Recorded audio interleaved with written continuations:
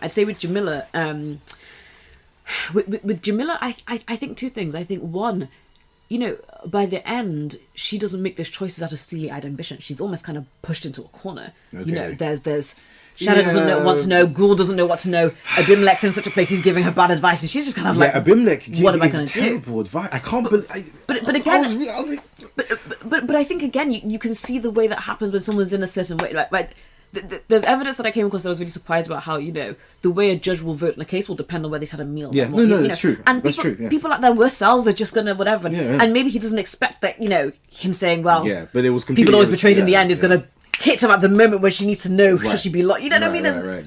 But it's entirely, you could look. I almost want to, and I'm not going to say butterfly effect, but you can almost look at patterns of behaviour and find some off-color comment someone made, transformed a whole ecosystem, and I find that and I find that kind of disconcerting when it comes to politics. Actually, I find it really unsettling to think that, for example, the Britain's EU policy was decided, for example, by the fact that Michael Gove presented Boris Johnson as being Prime Minister at a certain point, and then Theresa May came in and her ideas were what she pushed forward and so on and so forth. I find that really disconcerting, that things can work that way. Things are so inside, I mean, this is a comparatively ridiculous example, but I remember reading just recently something about the youngest of the Kardashians, whatever, who has this lip care brand, whatever. And she is was that Kendall or Kylie? Yes, Kylie Jenner. Yes, right. Exactly. And she said, some guy once kissed her and said her lips were a bit small. And so then suddenly she injected them, and suddenly she's a bit, and just like that, from someone just going whatever, yeah.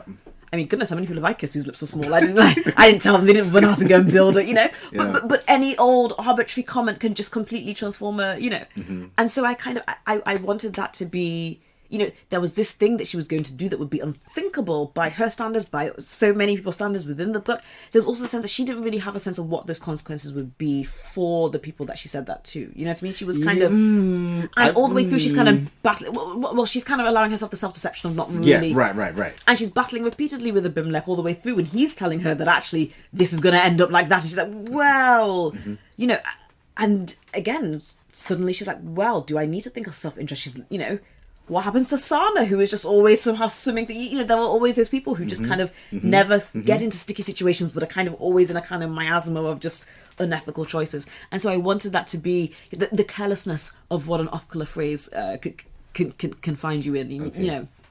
The way you can be your worst self and never truly be intending to be. That's what I was sort of drawn to.